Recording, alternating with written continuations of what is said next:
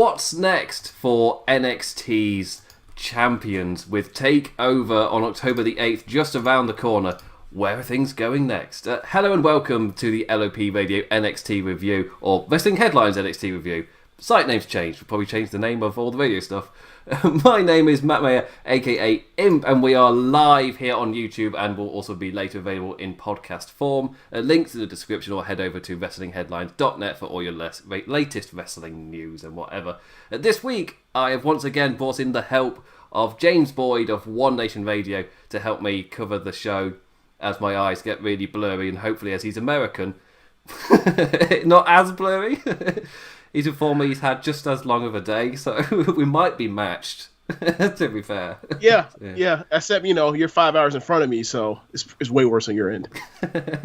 It's 20 past 1 currently that we're going live. So it's pretty late, and I'm knackered as it is. Like family things have kept me kind of on my toes as I hold in a sneeze to get through the intro. Oh dear. Right. Oh man. What's making me sneeze at 20 past 1 in the morning? It's not any bloody outside coming in or anything. Oh, right. Actually, the light that I've got shining on me is currently being used to do extension work for like building and things, so it just smells of plasterboard right now. So that might be it. It's just dust flying off my light into my face.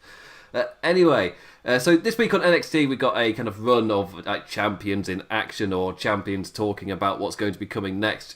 And as it wasn't really a momentous episode, I think I'll call it, it was things happening. And I've kind of gotten used to NXT, like going at it hard, throwing something big out there. We've had, for the past 2 weeks, the Spicy Chicken Special Tuesday shows. And it's the font they used. It reminded me of, get the spicy chicken now. That's the font they used. But we had those shows the past 2 weeks, and of course they were pretty big when they were building the big NXT Championship matches.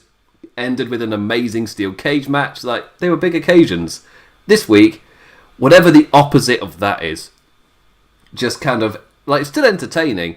I still had fun with it, but I wouldn't say it's nowhere near the level of the past few weeks, or kind of the USA run I've kind of become accustomed to. A pretty low key week, but they were building, and TakeOver's just round the corner. Yeah, I would agree that it's weird though, because they were still hot-shotting. They threw out a tag team title rematch out of nowhere. They also put together Damian Priest's first North American title defense. So it was still they threw out 2 title matches for you to watch. So maybe it's a star power thing where you have Gargano and Cole and Balor and Champa in the ring together, and then after the next week after that, they give a draw, an hour-long Iron Man match, and then decide to go and give you another title match on the next week. So maybe it's just the star power thing, but it felt to me, this reminded me of a 2-hour version of the NXT used to get on the network, to where it was all right, they advertise, maybe two or three things. Those matches are great. And then you get tag matches with give you another that aren't necessarily big billing, and they come through. And I was especially optimistic about the tag match between Jessica Maya and Xia Li and Casey and Caden. So I really enjoyed this episode. It made me hark back and pine for older days. Yeah, actually, yeah. It felt like the kind of show where if it'd been 1 hour long, it would have been the kind of perfect. There's a few things taken out of there, maybe saved for next week or whatever. The thing that's kind of dawned on me is October 8th really isn't that long away, and as soon as they announced it, it felt a little bit out of nowhere, and immediately I was like, what are they competing against? And as far as I can tell, wrestling wise, there doesn't seem to be anything. October 8th is a really random date. I can't find wrestling wise, I don't think there is anything. Obviously, I'm not American, don't follow American sports. October 8th doesn't stick out as a big sports day or anything. I mean, they're potentially going against a NBA Finals game, which is stupid, but they love putting their pay-per-views or specials, network specials on Sundays against NBA special days. So that's nothing new for them. It's just the fact that they're doing with the third brand is kind of funky. But outside of that, I looked around and I was like, wow, October, what is there the AEW has going that they're trying to that was my immediate thought, that they're trying to cut with baking soda, but apparently is nothing. And then there's also going to be another takeover in December too as well, which is odd. Yeah, it's especially because it's right near like a big takeover. Like you'd assume like Survivor Series and Royal Rumble, that's when they do the big ones. Like it's War Games. That's what Michael says. Right. And whatever. Well, it might be a situation where they don't want to, do that anymore, at least right now because of the pandemic. And what's the point of having War Games? And can you do it in Full Sail because they're not letting NXT people get to the Thunderdome? That's a shout. So yeah, I mean, there's still, as far as I know, there's still plans for the Royal Rumble. They're still putting out statements. Maybe it's just for the investors, but they're still putting out statements saying, "Oh, we're trying to get to like a live attendance of some sort." Like, I don't know if they're seeing what's happening with sports around the world, maybe, and just seeing what's kind of happening there. Like Japan, for example, like G1 Climax starts this Saturday, and my life becomes mental in terms of that. I'll be covering that with Sir Sam in column form every single week. And I'm assuming you and Rich will also cover it on One Nation Radio in some fashion. But it's about to going to be a mess this week. It's about to be a mess. Like over here we have the NBA finals are going to pop off in October, early October as well. You have football or American football just started as well. Their season, which is like, I can't believe there's college and professional football going on. Like there's too many people. Like there aren't people in the stands. They're not testing people like every day. It's a real situation over here with our sports. And then on top of that, like Stardom, their 5-star Grand Prix, their final night is actually the same. Is actually on Saturday as the G1 is starting. So like I'm trying to watch all this stuff where I can get the Stardom out the way and then watch the G1. So it's like I'm going to try to catch up on the G1 by the time they actually get the show uploaded on for the Grand Prix, which might be like Wednesday. And by that point, it's like I'm behind like maybe 3 shows. And it's like, oh my gosh. And it's about to be a real mess this October. It really is. And Rich is getting married on the 10th of October too. And I'm his best man. So it's like, it's going to be it's going to be a mess, but we're going to make it. I'm going to try to make it work. Priorities. And like, because like with our sports over here, the Premier League for football has been putting in applications for the government to let fans back in some capacity. And like this week, there's a really weird thing where clubs suddenly had like 3 hours to get a form in to say that, oh, we'd like to be part of a test, like an experiment to see what it's like to have 2,000 people come in. And it's like, wait, you want to essentially you'd have to contact so many people within a city and so many of your employees to get that to work when, they wouldn't be working. They're probably currently furloughed. Never mind the city planners for events and things. And it's not that easy just to open a stadium to let thousands of fans in. Right. Like my city didn't get it done in time, so it's not an issue for me. But okay, and I'm assuming like the players aren't in a bubble or individual bubbles at all. They're just like they're in training camp bubbles, I'd say. Okay. Yeah. That's kind of how it is for football. Yeah. Kind of. American football. Sorry, American football. Not this is going to get confusing with both. Not your football. Neither of us stepping back and go, no, you call it football. Like, no, I'm going to bloody call it football. No, this is how it works for me. Whenever I'm talking to someone that's not American, I call it football, and then I call American football. At least I try to. Sometimes I slip up, and I always apologize because obviously, like, we have this janky thing that is not anything involving foot and ball that often. So, like, I'm aware of American, exceptionalism in quotes. But so over here, it was a massive story, well, not massive story, relatively big story about Alex Morgan signing for Tottenham Hotspur's English club in our women's league. Yeah, I know the Spurs. And it's interesting just because I know we're slightly off topic, but we're also slightly on because it's about WWE wanting to open and doing shows. We can tie it back. Right. But suddenly, as soon as I saw that story break, and it got lots and lots of attention. I mean, suddenly I was just thinking, yeah, that makes sense. If you're an American sports person and you see what's happening and how the pandemic's being handled, why would you stay? Especially in the football game, where like it literally is played all over the world. This isn't baseball, with World Series for just America. Was it a World Series then? It's in one country. That's not the world. But don't even at least include Japan or something like that, as a country on the other side of the world. They love baseball. But over here, obviously, everything's getting underway in Europe and it's being handled differently. I'll be kind to say differently, because I can't jump too much because the UK is not handling it well. You're handling better than us. So that's the bright side is we can say, we've got thousands dead. Yeah, but at least it's not hundreds of thousands. Oh, that's a that's a bright side. Yeah, looking for a bright side. We're right at 200,000 deaths. At it.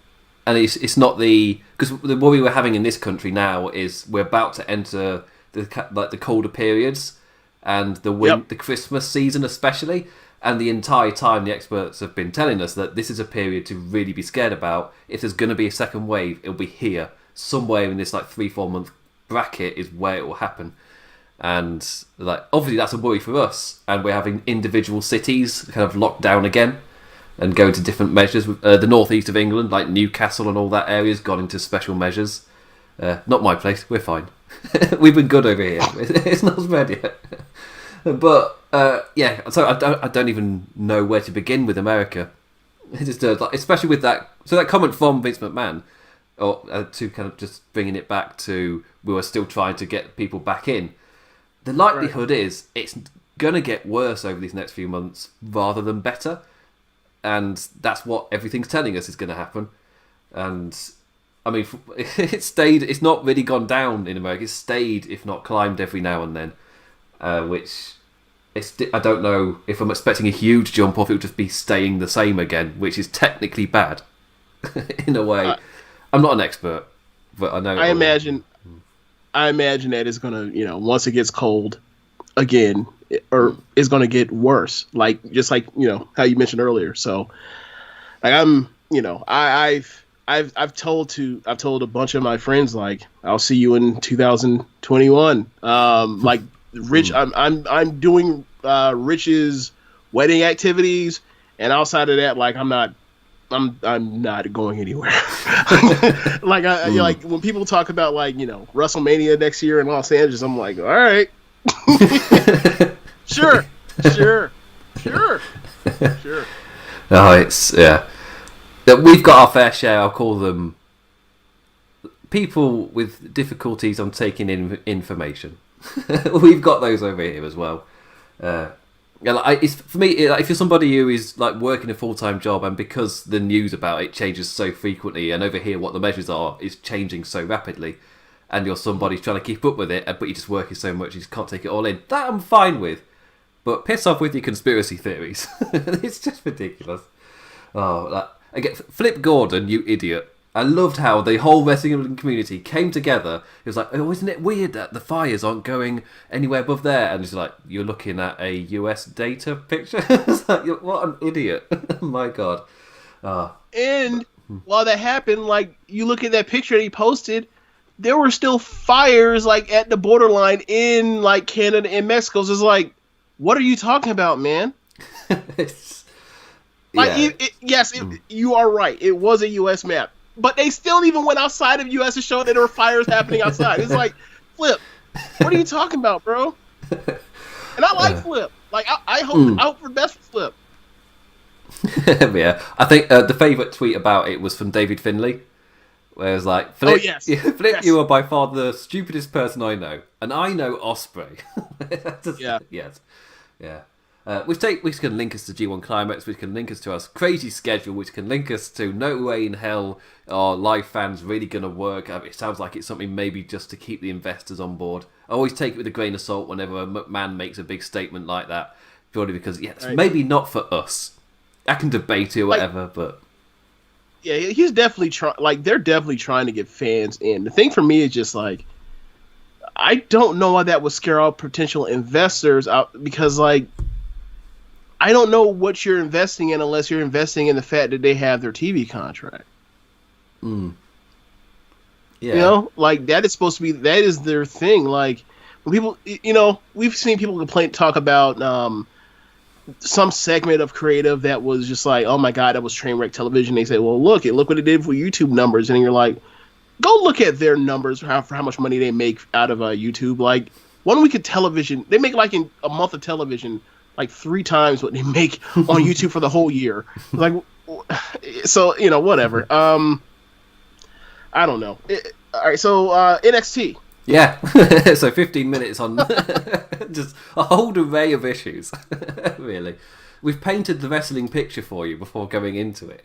Just Yes. the understandings of everything. But we got 3 champions on the show tonight. Technically, Finn Balor cut a promo after he was the hype for the show. Thought that was a little bit odd.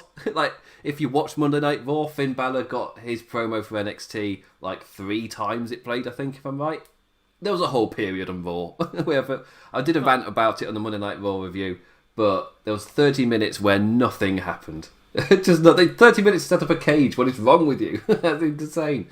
But within like that period and throughout the show, Finn Balor was like the hype point of like, what's going to happen now? He's NXT champion. The answer is nothing because he's not on the show, which is a really weird hype idea to do that. He cut a promo with pretty much just saying it's time for the others to step up. But with October 8th, 3 weeks away? That's not much time for us to establish somebody, and he wasn't on the show. They did things with the other titles, but seemingly more wrapping up current stuff rather than generally setting up the next contender. That seemed to be coming a little bit next week. We've got a Battle Royal on the way. We've got some rivalries playing out as well. North American Championship was kind of settled this week, same with the Tag Team Championship, so it gives them 3 weeks to set up the next lads. And there's the William Regal called it the Gauntlet Elimination. That was it, the Gauntlet Eliminator. That was it. I feel like you should say that in the Joey Styles voice rather than whatever I was going for. Gauntlet Elimination. That was Joey Styles apparently. Not half one it isn't. I don't know who that was. But yeah, it was. We got things building to it, but I've not really got in terms of Finn Balor. We've ended up starting on him because of his promo. I really don't know who's going to be number 1 contender. Because I really don't want it to be a repeat person, but we've got our 5-way. I think I noted down the lads that are in it. If I can bloody find my notes, where are you? There's some amazing content as well. Oh, they teased people like Cameron Grimes, Gargano, Cole, Thatcher. Yeah, I didn't note it down. And a few other people. But they didn't go into specifics of like the act. But it was more than 5 people, and they said it was a 5-person match. So hopefully it's a bit more thought out than the promo video for it was. They say 5 people and feature more than 5, just to confuse us. Yeah, that's great. But yeah. So we got can't be advertising that. And we got number 1 contender stuff set up to happen in the future. Very neat video feature with this Gauntlet Eliminator and Battle Royale as well next week. So we're at a point now where it could be a whole array of people, but no one really stands out, really, especially for the NXT Championship. Do they go with somebody new? Like, it's a random takeover. Like, they could take a stab at somebody or risk or gamble at a new person, or you stay with the trusted, which I arguably wouldn't do. This feels like a good time to give somebody an opportunity to kind of step up, really. I wouldn't really stick with the current thing. Personally, I absolutely love Cameron Grimes. He was a linchpin of that ladder match. I've come to love him. Again, he's the one accent I can do, so that doesn't hurt either. But he's... I don't know if he's NXT Championship at a takeover kind of level, but I don't know what level to take this takeover at either, because is this like a B pay-per-view or whatever? Who knows? It's come out of nowhere. They announced it on bloody Twitter. That's not exactly a huge hype kind of generating idea. It'll get hype obviously on NXT next week. So it's an odd one. So I think in terms of the NXT Championship, there's a reason I didn't put Finn Balor on the image this week for the show, because it's not really that clear. There isn't a blatant direction to really go for it, and I kind of feel like the Gauntlet match will do that. It will give them a nice direction. Let's go for the other the other top title in NXT, the NXT Women's Championship. I feel like there's a bit more direction there, and you've got genuine stories building. The question is, which stories then shift gears to the title? And we've had to go to Kai for a while. This week we got Shotsi Blackheart versus Io Shivai. I'll just quickly bash through my notes for this. They kicked off the show, these two, and the champ and the green-haired warrior with one hell of an opener. The flow for the first part was Io doing well to control and Shotzi impressing with her fights back in. There was an awesome sequence of moves as Blackheart German suplex Shivai before then rolling over with the arms hooked into a great-looking submission. That was fantastic. In the latter half, Io trying to assert that control again, but Shotzi was stopping her and countering each time until Shivai had enough. After getting knocked to the apron, Blackheart attempted a destroyer of sorts, but was countered with Io following up with a painful-looking German, landing her high on the apron, and the moonsault soon followed, the champion's shins driving right into Shotzi's chest. Ouch! And that was talked about quite a lot when I went into Twitter this morning. It was like, oh god, that was a painful-looking moonsault take. A show of respect after the match as the now full-time NXT commentator Wade Barrett states how much Blackheart impressed against the champion. So this is in terms of the Battle Royale next week, this is really elevating Shotzi and kind of setting her up for the future, because I don't think she's winning next week, but it sets her up. Yeah, she's going to end up in the top 4. Maybe when she gets his last person eliminated. They're finally pushing her. Like before, she was just on TV and she was eating L's, but she was in that stage where she's like somebody that's on the back burner that they trying to get established to eventually push down the line. And after she beat Mia a few weeks ago, and Mia seems to be headed towards going to the main roster, there's obviously a power vacuum. Like Mia was a gatekeeper. Like if you beat Mia, you are a contender, and she just took Io to the limit. Like this wasn't like this is more competitive than even the Dakota Kai match. If you just get rid of the Reina Gonzalez cheating or Raquel Gonzalez cheating. So yeah, like it looks like she's going to be a player, which I'm happy for. This was the best match he's had on NXT. They had really good chemistry. Yeah, I generally agree, because Shotzi Blackheart has been built up slowly over the course of these past few weeks, but nothing exceptional things. Just consistency. This was the first time I really felt like it's like, no, yeah, she is one for the future, and NXT normally does that. Like sometimes you'll have those weeks where there isn't anything super major, but they'll do that. They'll build somebody, and Shotzi got built really strongly this week. In terms of who I would pick, because of course Mia Yim is looking like to be part of Retribution, with Dijakovic playing the role of Dominic Mystery Man with his mask on and his voice done out. I was so proud when I came up with that on Monday. It's just a crappy name for him.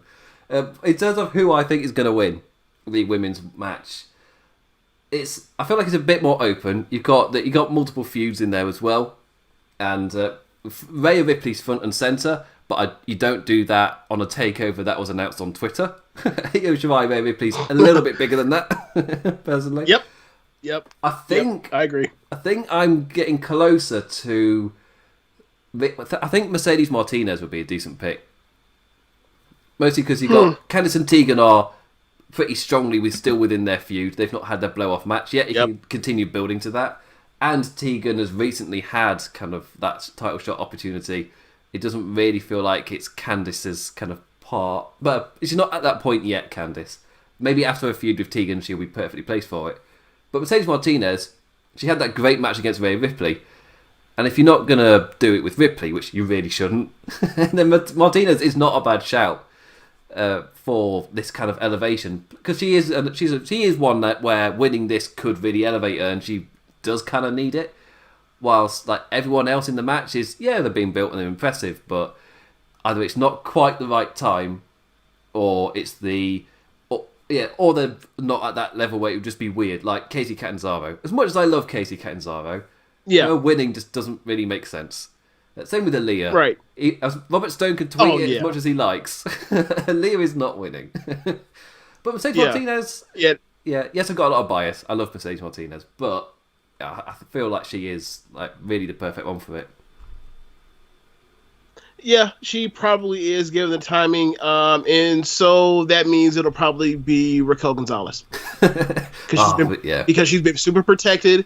Every time, Dakota ever had any shine or ever won anything was because Raquel or Mercedes Martinez got involved.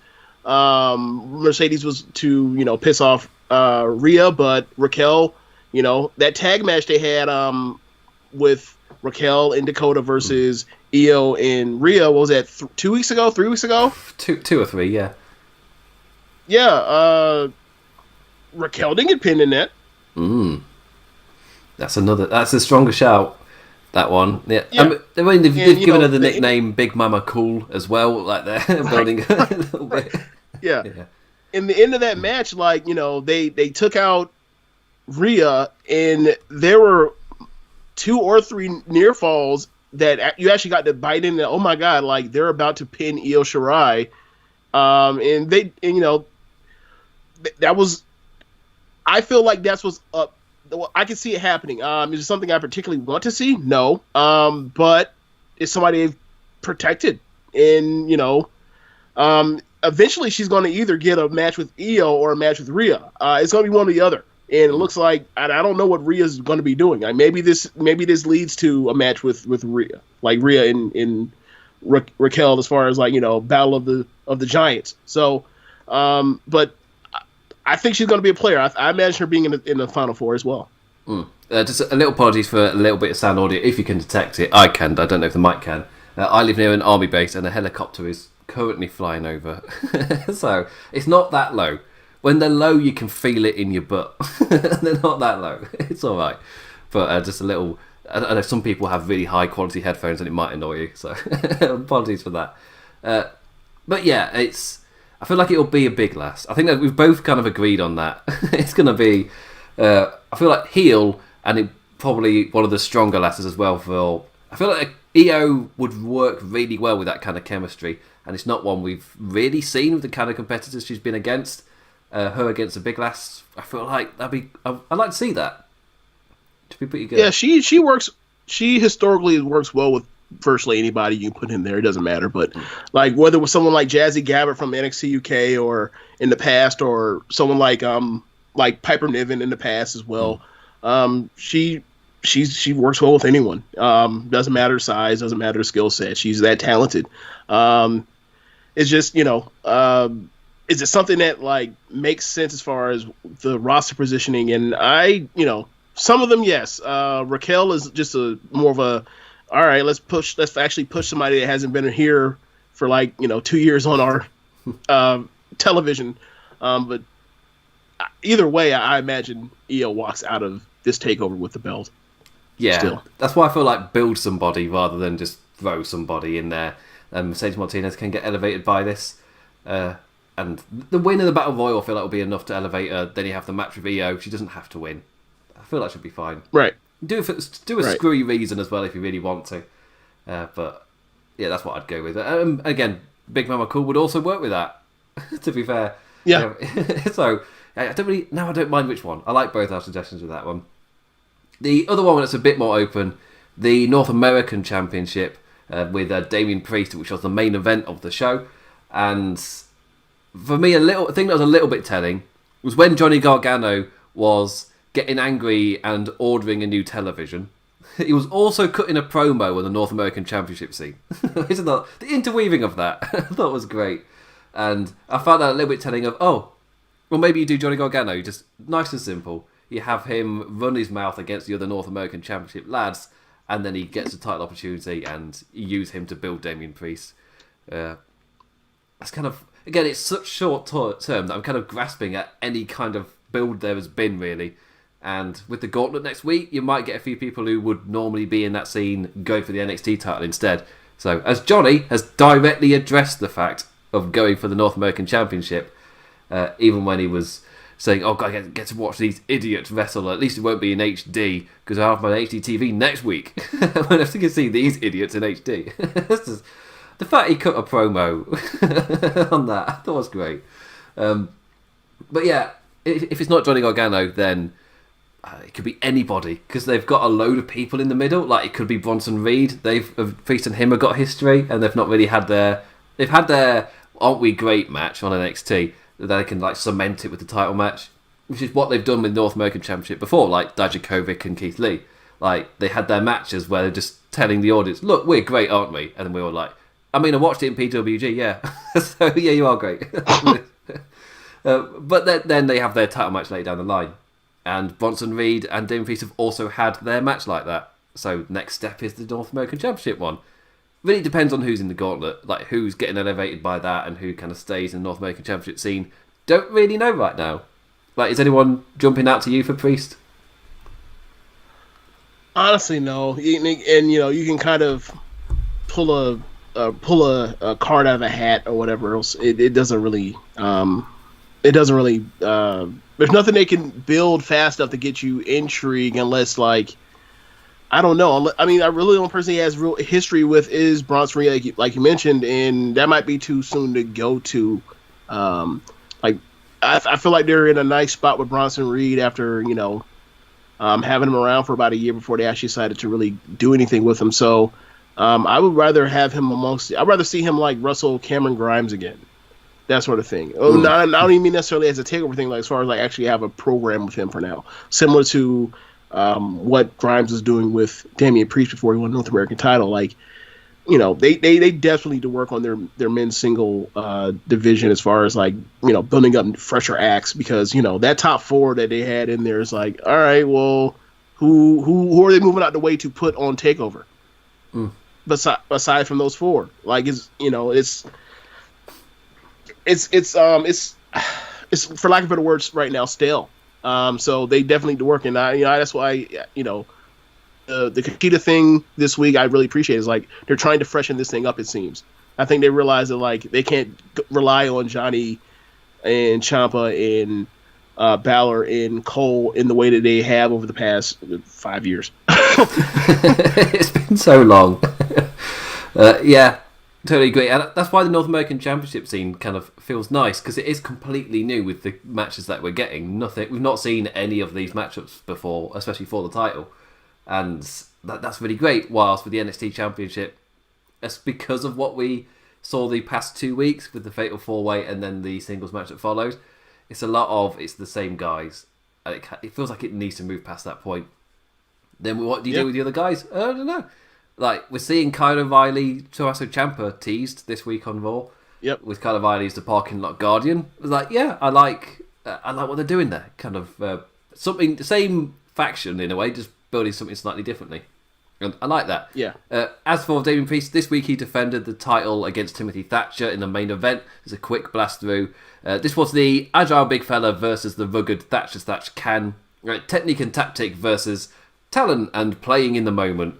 Thatcher targeting Priest's arm with the champion trying to fight back in with his limb continuously targeted just over the course, wearing and tearing, having its effect, with Priest unable to lift Thatcher up for the chokeslam, instead reverting to a elevated flatliner of sorts before motivating himself to fight through the pain. He did the New Japan thing. He fought through the pain to hit that south of heaven sit down chokeslam. I had to Google that. Never remember the name of his secondary moves. The second or so of wincing pain was enough time for Thatcher to kick out.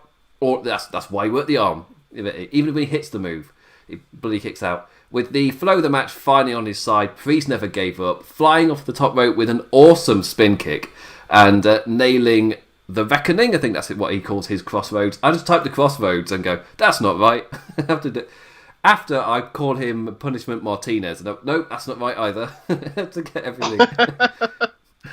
And that scores the 3.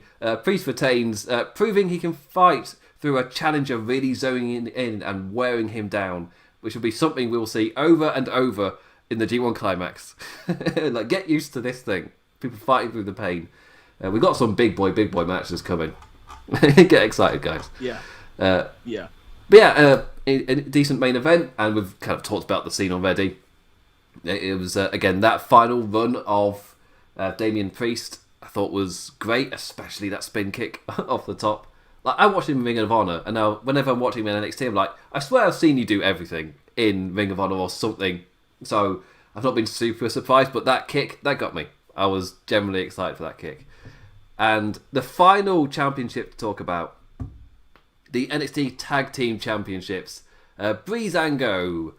This week they defeated Imperium, and it was either you or Jacob, can't remember which guest it was, but we were talking about the Tag Team Championships, and it was the week where Swerve attacked them from their blind side, but he did it. I found this in the best of it, like attack somebody from behind and catches them off guard, but Swerve did that atop of a forklift, caught them by surprise, attacking them from the front with a forklift. It's like, that is some incredible ninja skills. That was 2 weeks ago. I think that was the show opener before the Iron Man match. So yeah. Yeah, it was just. It was a fun match. It's just, you gotta just suspend your disbelief for a second. Like, wait, how did he surprise attack him from the front with a forklift? just if Rich could ask him the question. It's just how Swerve? How was there a third man driving it as well? Did he actually bring the forklift up? It was already up, I think. It was already right at the top when they came in, and it just jumped off it. It might have been one of those situations where the spotters underneath were brawling, fake brawling while waiting for the guy to fall so they can catch him. It might have been one of those.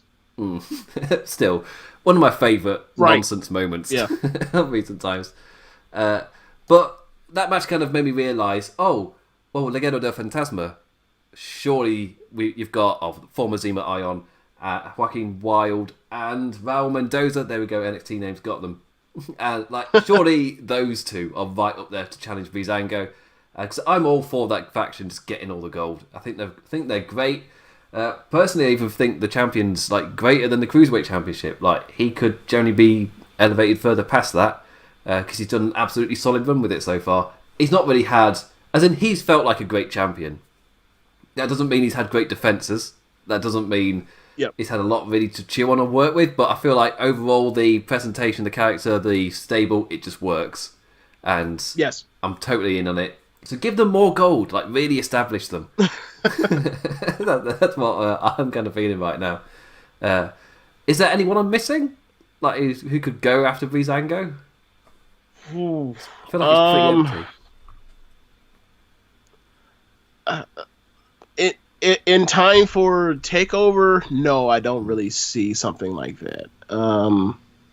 So yeah, that would be my guess. And honestly, before you even brought them up, I had nothing. I don't know who the next challengers are. I have no idea. But yeah, why not them?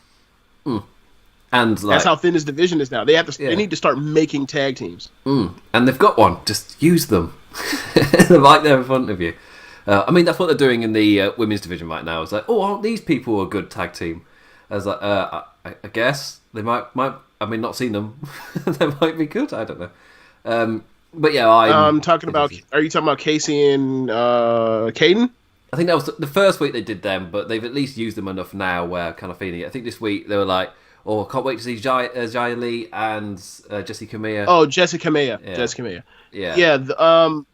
Those four are basically Largo Loop staples. You see them, fairly often at Largo house shows.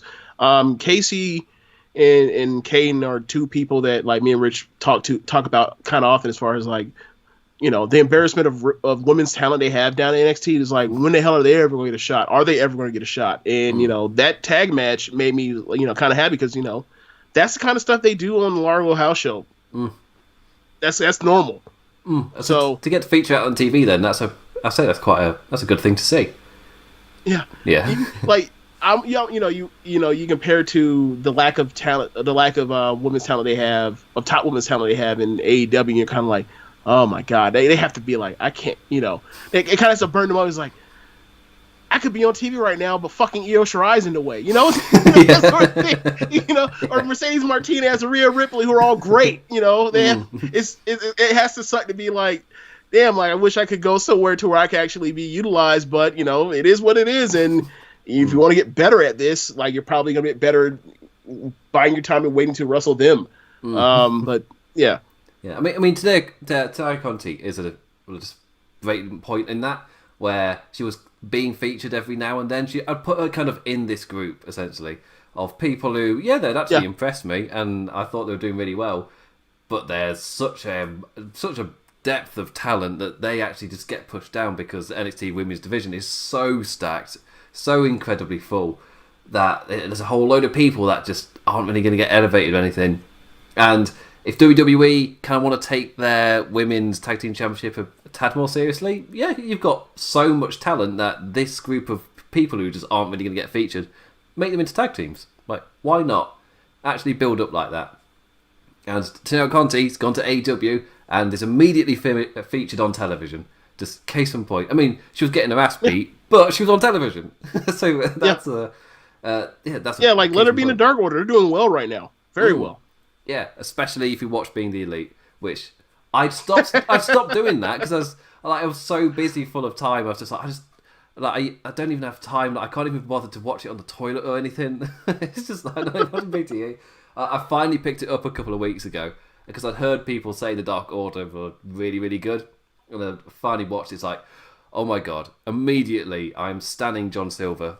He is amazing. Everybody likes John Silver. I swear. If you don't like John Silver, I don't know what to tell you. Like, what more do you want from him? Like, he's so good in the ring. He's funny.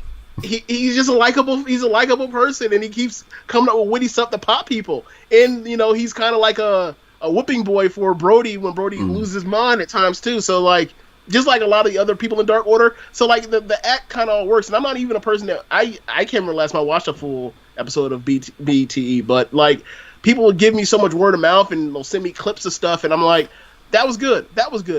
So it's like, they have enhanced Being the Elite, which is something because like people love that thing. Like that's a huge cult following.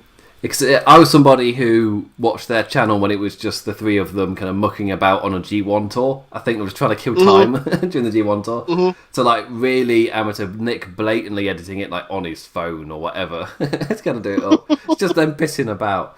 And I've kind of dipped in. I never really became an obsessive fan with it or anything, even though Same here. Like I can say, I checked it out before it became massive or famous. Yeah, but I never got attached to it. It's not quite the same. I think I saw one full episode ever. It was an episode where Cody was clearly trying to break up the Elite from within, and he was like, it was around the time he was telling like either Nick or Matt like singles. So he was at a snow lounge somewhere. Like he had rented out a snow lounge with Brandy, and like he looked like the biggest like rich heel since like Ric Flair in this place. He's like, look at me, I'm rich as hell. Like it was funny. Like I like heel Cody more than a babyface Cody, but whatever. We guess we go back to NXT. So a nice little swing back will be, AKA, we don't really know many contenders for the NXT Tag Team Championships. Just to swing that far away. We'll say the match this week, they defended against Imperium. A really entertaining tag title match. The second half especially was damn great. I saw quite a few people on Twitter just say, I think Voices of Wrestling might have also put out, just saying like, God, if they keep having matches like this, I'm going to have to like Breezango. So I'm going like, winning people over. Good to see. Yeah. Aichner and Bartel charging the ring and assaulting the champions. Like immediately, there's absolutely no room for BS. They were out to make a statement, keeping Fandango in the corner all the way to the ad break. Just complete domination. And the model was having to use all of his energy to fight back in and snatch an opening to swing in a lariat in hope to finally tag Breeze in. His partner ran riot with the hot tag, taking both lads down all by himself. Fandango helping out now, he was back up and then just kind of on the apron, leaning about, doing stuff. But it was Breeze blowing through the competition, and the challengers able to get back in with them both in better condition. but a more refreshed Fandango was then evening out the playing field. A high crossbody with him going to the outside and his other person kind of going to the outside. Shortly, once again, stopping Imperium with a string of super kicks. The flow is starting to kind of show itself there. Eichner unable to score the 3 after a strong German. Once again, Fandango fighting back in. The heels now unable to nail the double team offense that they were earlier throwing out with ease. Attempting an LOD of sorts to Breeze. Fandango's there with a dropkick and Bartel crashed to the outside before Tyler rolled Eichner up and scored the 3. The champs retaining their first defense in a really fun match. Yeah. Yes. Yeah. I feel like that's the... best way to I felt like this is, was their best match in a while. Or maybe since they've came back together as a team on NXT. Yeah. Yeah, because they've been, like, as Michael Cole would call it, they like to have fun. And they've been doing that. They're based on James. But yeah, they have been doing that. They've been having fun. I loved it. Like, I know quite a few people find the like pissing about being a bit silly.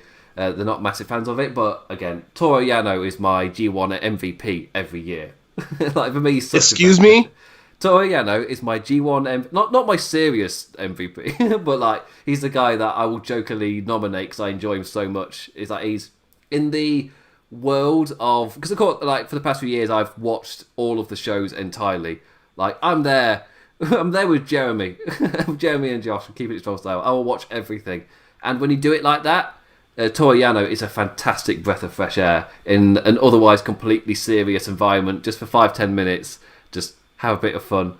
just have Toru Yano. I'm only letting this slide because I know you and I know you're prone to silliness. So yes. that's it's I get it, but you just as I know you know me, and you know I can't stand that nonsense. It's not Rich Latter Pro Wrestling. Oh, it's damn straight James Boy professional wrestling either. But he so I really liked when Fandango Tyler Breeze were coming out dressed as different workers each week. Yes, especially different gimmicks. Yeah, so like especially as they would have a piece of noise or a theme or a stinger playing at the start, which was related to that, and you're like, oh, who's this? It's them. I just love that feeling. It's like, oh, is there an act with an astronaut character? Oh wait, no, it's Breeze. At first, I thought they were doing a Village People gimmick, and then it's like, nah, like there. And then once they came out as Top Gun, like they were like Goose and Maverick, I was like, nah, this is a Village People, no. And that the fact that they then used it to get into their opponents' heads, like the one week they came out as Imperium. Like, oh yes, Emporium, yes. Yeah, that was it. Like for me that's where it came 360. Like it all just worked. It made sense then. It's part of their character; they can use it to insult them. But yeah, they're really entertaining tag team, and this match with Imperium showed they can also have fantastic matches, which we'd all forgotten with Tyler Breeze. Like his time in NXT before he got called up, he was having a lot of really good matches. And he's kind of forget that when he becomes a comedy character on the main roster.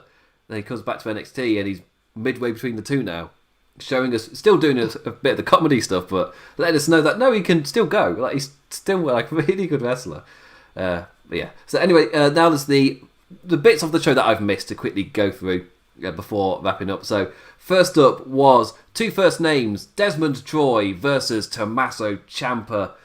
Champa immediately grinding down Troy. The guy got in some offense. By some, I mean a decent wee dropkick. But the former NXT champion made short work of his opponent, nailing the Willow's Wake, no Jeff Hardy, with the rope drape DDT for the win.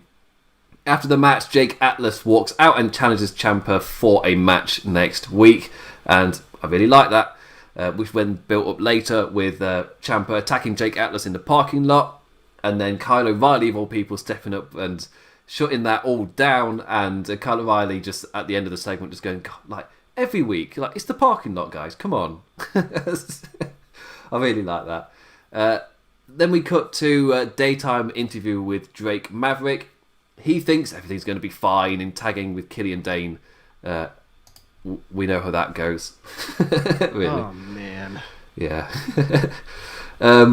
Then we go to Austin Theory's Open Challenge, and it's Kushida who comes out. Like Theory, cocky as always, calls himself a future first ballot Hall of Famer and gives the opportunity for someone in the back to have the privilege of getting beaten by him.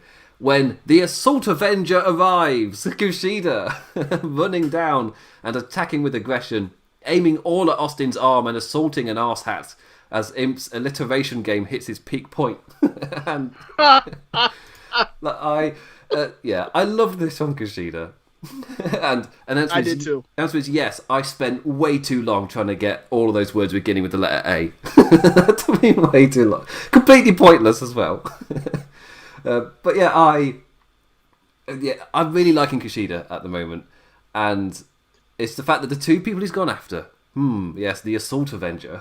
It's because whenever you're seeing it happening right now, it's not quite Death of the Author, but it is. There is that you're trying to watch an entertainment, and there's that back. Like it's not exactly clean viewing in a way.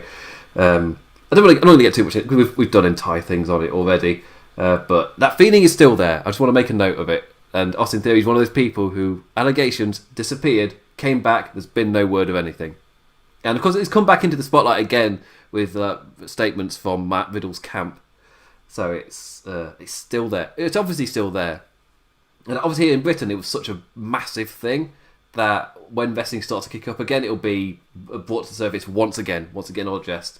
And that also reminds me, NXT UK is apparently turning up soon. Like all the wrestling journalists over here have been like attending things, and they've been promos been putting out, and they've all been doing interviews with the NXT UK staff.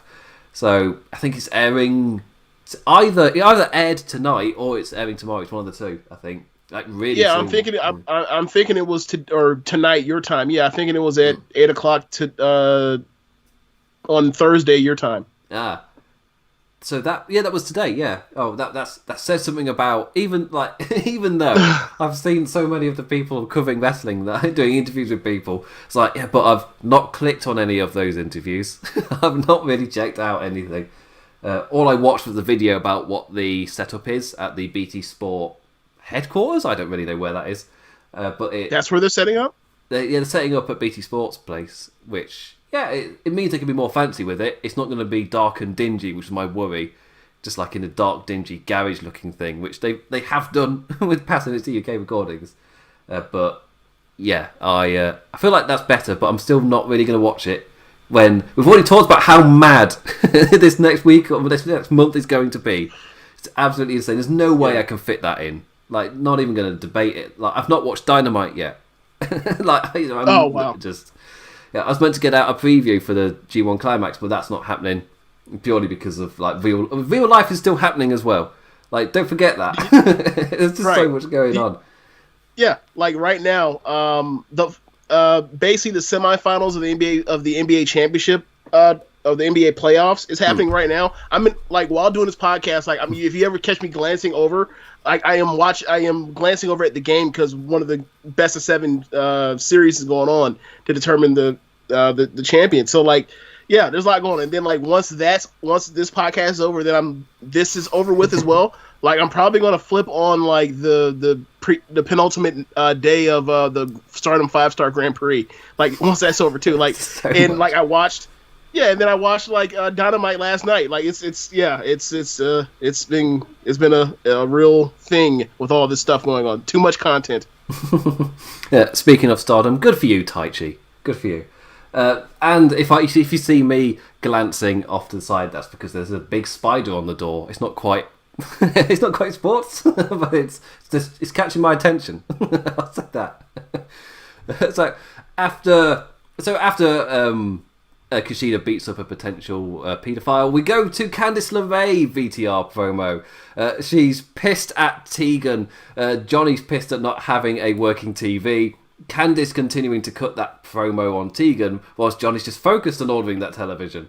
But making sure to insult the NA Championship scene as well, just insulting all of those lads, especially the ones on the show tonight, in the process. Great stuff on both of them, where they're doing normal. I like the mixture of normal life stuff, but then mixing it in with them cutting a promo on somebody.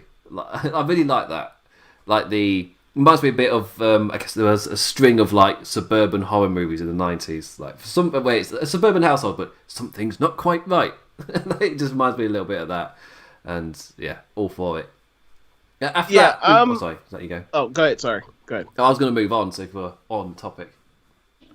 Oh yeah, I was going to say like I don't know how to feel about the Gargano household promos. Like, I like some of the stuff they do individually, but then like when they mix it together to try to transition or throw in lobs of the other person's stuff, I don't really like them being a couple in this way presented on NXT. But like is more screen time than Candice was getting otherwise, so I'm conflicted. Yeah, I think I like them. I think they won me over with the really cheesy one where Johnny Gargano was fixing a light bulb whilst he was climbing the ladder. It's cutting a promo on a ladder match whilst putting a light bulb in. For some reason, I was like, that was just the right amount of corny for me. It was just the right amount. I really like that. So next up we've talked about it briefly, but Jessie Kamea and Xia Li versus Katie Catanzaro and Kaden Carter. Strikes and flips, Lucha's strong style, as Barrett called it, showcasing the teamwork of Carter and Catanzaro. The former going at it with Xia Li with an impressive exchange. A nice double team in the end with Casey rolling over Lee after I called it a Kaden kick. That's just alliteration. I don't know what it's actually called. And that scored the win.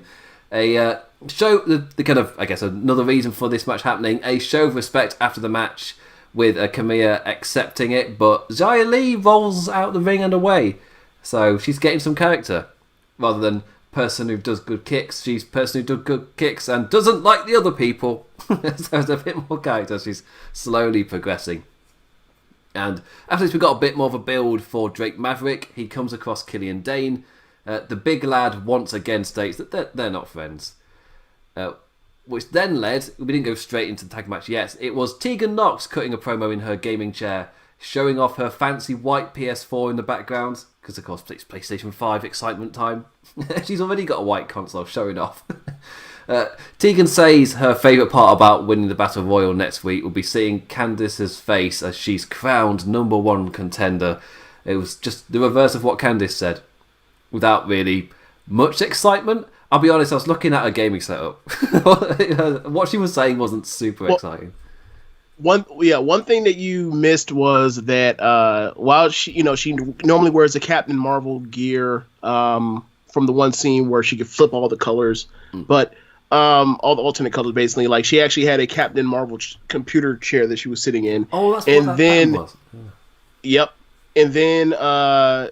One thing I thought was funny, she said, like, after I win, she directed her comments towards Io. She said, Io, I'm going to get this title shot, and next time I'm going to win the title because everything's changed. And I was like, literally nothing has changed. I just like, what? Yeah, see, I was just trying to make my brain think of something that's changed. It's like, when she faced her, she already wasn't friends with Candice. That had already happened and blown up a bit. That we didn't know the PlayStation 5 price. Does that count? Everything's different now. Like, the gamer world's completely changed, and like Tegan's world's been entirely shot. It's just destroyed. It's like, oh crap, the digital edition is so much cheaper. I don't know what's changed. I can't think of anything serious. I don't either. Yeah. Like, there is no status quo that has changed whatsoever in the whole dynamic between those two. So it was just weird to me. Maybe she's trying to speak on the fact that like Io is not necessarily a loner in the way that she was previously ever since she turned on Candice. Like she seems like to actually found some type of friend in Shotsi after this, maybe, but I don't think that's what that comment was about at all. Maybe Tegan's just grown as a person, and that's what she's referring to. She really feels herself becoming a better human being, and everything's different now because she's a bit of a better. I don't know. I'm jigging into it, guy. Yeah. Yeah. I think I put it down to something someone said in a wrestling promo. Don't think about it. It's one of those things. Like, if you've ever tried to analyse what the 80s wrestlers are actually saying, like, don't think about, don't, no, overthinking it. Like, I mean, ignoring the Warrior, obviously, just the others as well. Yeah. It's just, cocaine, hell of a drug. Don't analyse the words. The Undisputed Era, Fish and Strong faced Drake Maverick and Killian Dane. Maverick started the match out solo. Dane was not lying about him not giving two craps about Drake. 2-on-1, the Birmingham man got his ass beat and like doing his best, but the numbers game caught him again and again. A great spot with Maverick going for a bulldog into a clothesline, but Strong ducked the arm and hoisted him up and down onto the knee. I thought that looked brutal. I thought that was a great little sequence. That's when we cut to Killian Dane, watching the match in Gorilla, just laughing at the man's misfortune. I actually really like that little touch. After the break, I loved it. Yeah, I loved it. Just him just sitting there laughing. I just thought it was such a great touch. Yeah. And after the break, William Regal walks up to him and pretty much just makes him go out. I was like, you are booked for this match, you know. It doesn't matter if you don't like him. But he didn't say any of those words. He said it with his eyes. He's such a figure. He's William Regal. So Dane may have come out, but it wasn't out of sympathy. Rolling Maverick back into the ring and just telling him, take the loss like a man. There you go, I've helped you. And walks out. It's just, not exactly sympathetic. And Dane's like, well, that's me, all well and good then. Until the Undisputed Era chatted too much shit. Dane turning around and rampaging through the Undisputed lads. Bobby Fish grabbing a chair and causing a DQ in the end. But the one-man wrecking crew launched the lads out in anger, and the Undisputed Era retreat up the ramp as Dane's just rattled right through them. And Drake then starts kind of hitting him on the chest, shouting at him, like really motivated. It's like, we're a team, you and me, we're a team. Before Dane just clocked him in the face again. This is going to be a running thing where Drake's like, we will be friends, and just gets punched in the face every time. I don't know. It's one of those things where I'm liking where it's at the moment. But my quick thing is, you either SNL skit it and it never evolves. It just stays at that point, and you know you're waiting for the punch every single time. Or it's a character arc and Dane learns to love other humans, or at least respect them, or have friendships. You don't have to destroy everything, Killian. It's one of the two. I've had this pegged as a future Odd Couple tag team in the making. We were mentioning the lack of tag teams that they have, people that are established. So like this is one right here. I tend to loathe matches that are more or less not matches, or more like they're just total angles to get to whatever they really want to do. Like for example, back in the old days when like they would put out some whack shit between two guys wrestling, and you're like, who want to watch this? And they bring Kane or Strowman out to go murder those people. Like I tend to like hate that kind of stuff. I find it to be a time waste, but I would say that like for such a angle match or whatever else, like Roderick Strong in Drake Maverick, they work their asses off. Like you would have not known that this was coming, except for the fact they kept cutting back to Regal and Dane backstage. Like you thought they were going to get an actual full-on handicap match. He was going to lose at the end, and then next week he was going to confront Dane about him not coming out to the match. But I only thing I can do is commend the talent, because Drake is trying so hard, and Drake, I really like Drake after the cruiserweight thing, and with what's going on here is just that like they make him just sad sack loser person as opposed to like underdog, and it's like eventually people are going to just like not, or maybe they already have, like the woman's going to be off the rolls on that, like so they might want to be careful with like him being a dumbass that keeps getting punched out, because eventually like people will just lose faith. I feel like they need, it's the line that TNA would dance with him, where he was either sometimes he felt like a complete joke character, other times he was a babyface you could really get behind, and it was always a balancing act of not going too far one way or the other, and like putting him in a really serious match is like his feud with I guess Legado del Fantasma was kind of building relatively nicely. He was just never going to buy him as a contender, which is a bit of an issue. But like case in point is his match with EC3 in TNA, where they like just building something like that, and he really can get you behind him. So he can do it. It's just whether they want to or not. Yeah. And that I just want to. Yeah, I just like this. I just want him a spot as like the 5th babyface on the roster. I'm not saying I want him to be in an title match. I just want him to be as like because he's that kind of likable. He has a charm to him. Obviously, he popped a rating with the whole cruiserweight final thing, or block final. Like he has something going for him. Like he tells very good stories. He's a great seller. So it's like use that to your advantage. You already put it on TV. You already did the work of making people like somewhat give a crap about him. Like send him out there and don't embarrass him every single week. Like you can beat him to death, fine, but like don't embarrass him every single week. Yeah, and I like the odd couple thing. It's fine. It's a bit of fun. And just, as you pointed out, we were talking about tag teams and how it's pretty sparse right now. So why not inject it? I've done that in the past. Just injected 2 people in there, created some bit of fun. So why not go with it? And that was let the woolly mammoth go nuts with a hot tag. Oh, yes. I mean, yeah, that's essentially what they are building to, such kind of teasing at the moment, with him running down, destroying people, just not part of the match, just not actually as part of the team. So when you see it as part of the match on purpose, it has a little meaning to it. Like you saw him destroy, and there's a nice little friendship there. And this was where we kind of got the show building to next week. So as we talked about the main event, it's the perfect way to cap off the NXT review. So we got the attack in the parking lot, which was setting up Jake Atlas versus Tommaso Ciampa next week, which is also setting up Kyle O'Reilly versus Tommaso Ciampa down the line. Maybe that's something we'll get at whatever this takeover thing is on October 8th. So Kyle O'Reilly versus Ciampa, get excited about that. But Jake Atlas as well, he's getting to step up, which is awesome. Jake Atlas, one of those names from the indie scene, which I've kind of just waiting to really see in NXT, because we've only kind of seen him. So to properly see him, I'm quite excited for. Regal announced the Gauntlet Eliminator. 5 men. You start with 2. A new led every 4. Eliminated by pinfall or submission. That he didn't say it in as British language, but that is exactly what happened. Right. I think it's going to be a fun match. Yeah, it sounds like a kind of concept which could build really nicely over like a 30-minute period. Just build up the tension.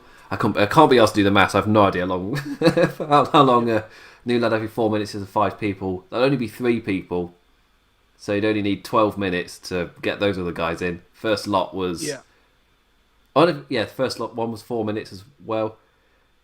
So yeah, it wouldn't be that bad. Yeah, and I'm very glad that like they're going to like anybody can get pinned or submitted at any point in time. Like one of the things that I always like hate about like war games or like no one can like nothing matters until the final person gets in. Yeah, nothing matters in theory. Like it's like, all right, well if it's not great, people are going to remember that, and they're going to be like, they're going to sit on their hands. So like that's the issue with like Iron Man matches. It's like unless it's great, it has a time where you just know that like nothing matters until like the final 5 minutes. Even if you have Randy Orton legitimately trying to blow up John Cena, it doesn't matter. A lost classic match. I think we'll all agree. I have no idea what year that's from. I just remember just halfway. I imagine like 2010. Sounds about right. It's when they had that string of matches that were all fine. Really. Well, I like the I Quit. Or was it I Quit match? Or was the Last Man Standing match? I think it was an I Quit match. The one where like there was the handcuffs and kendo sticking. Like I think I thought that match was great actually. But for the most part, most of the matches are kind of there. I think they probably have like 3 matches I would even consider like great. was actually, if I'm right, Last Man Standing would have been the year after with Batista, where he just taped his ankles around the ring post, and that was how he won. Oh god, that was the big I'm glad I blow wasn't off. watching then. And that wasn't, if I'm right, that wasn't even like midway feud point. That was blow off, final match sort of stuff. It's like, Batista quit soon after that, which was yeah. But yeah, I thought I'd gone off topic a little bit. So the Gauntlet Eliminator. That is, it's a new concept. It sounds intriguing enough. They've not overcomplicated it. They've not done that thing, as we were saying, where you got to wait for everyone to come in. And like, as much as I love the format you see of War Games or Lethal Lockdown, for a while you can skip in between like each entrant coming out. Really, like nothing really happens. War Games, I feel like, has done a lot better job recently with that. Like, if you ever watched Lethal Lockdowns, like for TNA, it was just like nothing until the next person came out.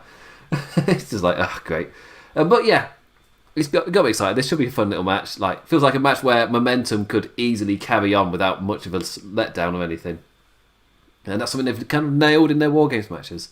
Also next week is the NXT Women's Championship #1 Contender Battle Royal. So they've built up next week quite a bit. This week was low key, and if I was to give it a sentence score or rating, I would just say this is a building week, setting things up, and a lot of stuff is even coming directly next week. Just building up the show a bit. You're going to get #1 contenders matches, assumably bookending the show. Like maybe the Battle Royal starting it off, and then you get the Gauntlet thing at the end. Or you reverse it, because the women kicked off the show in the main event this week. You could reverse it around. Doesn't really matter. Both titles are over. It worked fine. And we're set up whatever in between as well. Looks to be a good show next week. Do you agree with like this week's show? That was a little bit of a, I guess, just building week.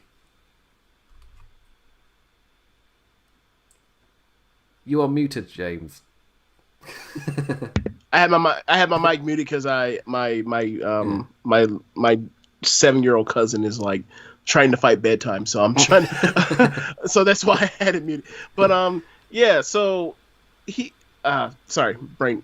Yeah, but I like the show more than you. I feel like it was more station to station stuff like they've been doing, but this is like the best version of the station to station stuff they've been doing. But because I really like the matches. Like I thought that the main event was a great match. The opener was a great match. I thought the tag match was very good. And ultimately, like, I'm a person that's more into the quality of the in-ring action than the storylines of NXT, because the storylines are kind of left, kind of tamped down to not like getting themselves into like main roster issues with continuity. So I thought this was for what NXT has been from what I've known it. Like, I thought this was a great NXT show. I thought this was a great Wednesday, and probably the first one between NXT and Dynamite in probably like a month or so, where they're both like had like just kick-ass matches on both shows. Oh yeah, well, I think it's when we first started these shows. That was like one of the first notes we were hitting. Is if for some reason you're not watching one of them, like for some weird brand loyalty thing, that you're missing one of the really good shows. And both of these shows are great most weeks. AEW Dynamite as apparently was fantastic again, which is 2 weeks in a row, which is like, because who would have thought an idea of building a consistent product, like that's an insane idea. That's crazy. Like, surely you on purpose have crap weeks. That's just what a crazy idea. But yeah, that's a great. Hopefully, I'll get to watch it at some point. To be fair, if I don't watch it tomorrow, when the bloody hell am I going to watch it? Oh yeah, because it all kicks off on Saturday.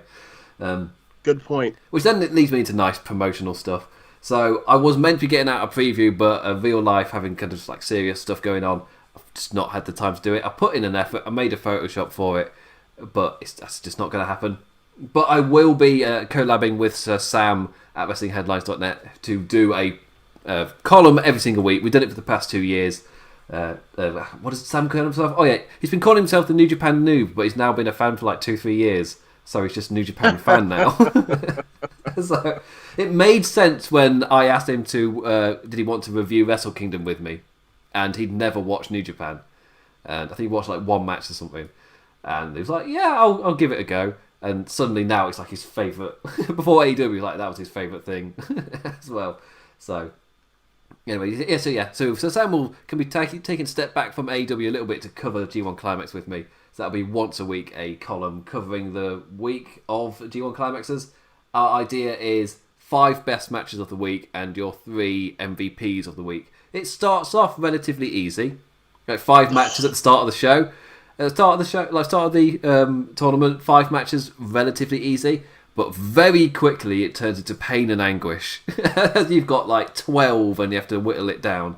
And but they're all amazing. How? How do I do that? Right. So is it like a MVP race tracker, or is it just week to week MVP? Ooh, that's gonna be hard because you're gonna be going like Ishii, Okada, Ibushi, Ospreay. Like, it's gonna be super hard. Yes. It's gonna be super hard. So each wrestler will get a point for getting a match of the week that we've chosen. It's more if you're ranked best of the week by somebody, that's obviously more points. MVP's your top 3, so of course third, second, third, and each of us will do that. And so Sam will tally it up for us, and we'll get our MVP at the end of each tournament. And I was about to think, could I actually find who our MVP was last year? Quickly, NJPW. Oh, what is it? Please say I can find this before I can sign off air. I imagine it was like Ishii or Ospreay. New Japan Noob. Is that coming up with anything? Yes, it is. But I'll put Noob. There we go. Oh, it's predictions. Damn it. I thought that would be the column. I just clicked on it. I don't know if I can be bothered to scroll all the way down onto Sam's things. But yeah, it's an interesting kind of time where things are about to get crazy. Just like a kind of mental kind of statement. There we go. Review. No, it's New Japan Cup what we did with Jeremy. Damn it. I'm just going all over the place with these. But yes, I've really enjoyed NXT. Things are about to get crazy. So you can check out the G1 Climax stuff, which we'll be doing every single week. I'm just loading the column to see who on earth we won our bloody thing before I can sign off and I will know. MVPs. The winner was Kota Ibushi. So, well done him. He won overall. Kota Ibushi, Okada, then Ishii. So he did make the top 3. Ishii. Really? Yeah. Joint last place was Toru Yano. Unfortunately, he does have on the MVP. These are people who made the MVP list, but only once. So Toru Yano, Lance Archer, and Juice Robinson, and then he got a load of unscorers as well. But yeah, Kota Ibushi. Obviously, making the final gives you a massive boost because you've got one extra match which might kick ass and will be allowed onto the rankings. Yeah, and that one did. That final definitely kicked ass. So before I end up just talking New Japan as I could for ages, so you can follow me on Twitter at the damn Implicat. I might live tweet a little bit during the G1 Climax, but we'll wait and see. And I'll be writing notes and things for the column. I won't be going live. I think I might be going live after the final. We'll wait and see. That might be like a next day recording type of thing as well, because for Americans, it's not exactly the best hour to be going live immediately after a New Japan show. You have to be a little bit mental, more mental than me even. I think it would be like 6, 7 a.m. start time for the post show, which is a little bit crazy. Sounds about right. Sounds about right, yeah. So I know Jamman and Jeff from Kingdom of Honor have done that with me in the past. They are crazy for doing that. Absolutely mental. But yeah, so follow me on Twitter at the Damn Implicat. Look out for that. I will be back in terms of ears and stuff for the Raw review on Tuesday to talk about whatever happens on Monday Night Raw this week. This week was mostly positive, apart from a 30-minute block where I was just like ranting out, like nothing happened for 30 minutes. Nothing. It's just it confuses things when I'm keeping a log of when my fatigue point hits with Raw, because I've saying the shows are too long. I start to feel it. Well, it makes sense to note when that happens. Then I don't know if it counts when I enjoyed the entire show apart from a 30-minute block. I'm just like, ugh. Does this count as a fatigue point when I just want it to end and just skip through it? Anyway, so James, where can they find you? What have you got stuff coming out over the next little while? Yeah, you can find me on Twitter at JamesBoyd87. You can also see some of the happenings at Social Suplex at Social Suplex on Twitter and also at Nxt Radio. I imagine that we're going to do Nxt Radio on Sunday. I don't know. I'm after this show is done. I'm going to because the NBA playoff game just wrapped up. I'm going to pop on Stardom and watch the penultimate night of their version of the G1, the Grand Prix, and then like I'm going to figure out what the play-in scenarios are for the final night, and then from there, like I guess I'll post it on Twitter if you guys are into that or whatever else. But like, a lot of good wrestling. Like for my money, like, I thought Stardom was the best wrestling promotion in the world in June, or July. So, but yeah, and that's before the tournament even started. This tournament started in August, but yeah, it's just that's the kind of stuff I'm into right now. But I'm just like now getting stressed out over how much stuff there is now that like I fully like thought about it. Like it's gonna be a mess. It's gonna be a mess. But yeah, tune in and we'll cover the beautiful mess. And as a personal note, because we talked about the G1 Climax, listen to Keeping It Strong Style show from this week, where with Chris Samsa, the stats guy, to do a preview for the tournament. It's another Lord of the Rings epic, this time Return of the King. It's a really long one. And I'm currently about maybe just shy of halfway through. I'm chipping away at it when I can to get ready for G1 Climax. So what speed do you listen to podcasts at? Normal. I don't do it at times or anything. Yeah. I'm not like is it because like times 4 or anything ridiculous? Just normal speed. Is it because of American accents? No, like English podcasts are the same. I don't do it at times too. I just kind of would put them on at a normal speed. I'm telling you got to get on that amp. Like once you do, it'll change your life. You're like, I can't believe that. Like I used to listen to stuff at like regular speed. Like you'll get through so many more things that you wanted to get to. Because like podcasts, like you feel like you would listen to like either like none of them or all of them. So it will greatly like help you out in that as far as like saving time, that sort of thing. Mm-hmm. That's what Max said. I was listening to it at what time 6? Yeah. I don't know what he's on now. I'm at 2.5 now. Yeah, just normal speed, Matt, at the moment. Nice and slow. Just enjoying my zen. I'll be playing a video game and I'll purposefully walk through a city. I won't even run. I'll just walk and take it in. It was like, the world designers spent bloody ages on this game and you're telling me to run from A to B and not take any of it in? No! I'm going to go at a nice leisurely pace. I'll get there in my own time, thank you. This is literally the only time I can say the plane won't leave without me. It won't. I have to bloody trigger the code to do it. It will not leave until I trigger that code. I'll take my time, thank you very much. Anyway, before I drift off on another tangent, I say thank you to James for joining me to go through the show this week. You can follow him on Twitter at JamesBoyd87. And I know it by heart now. I've finally done it. Typing it so many times to get it into the screen. And yeah, check him out at One Nation Radio, which they've got the last week's show. You can listen to that now. The whole archive is out there. But this week's show, it's just told you about that. And I've already plugged Keeping It Strong Style. I've already plugged my thing with Sam. There's probably something else that I'm forgetting. That happens every bloody week. There's so much to run down. I'll just say, I'll be back on Tuesday. And with that, I bid you adieu, and James bids you later. Ta-ra, lads.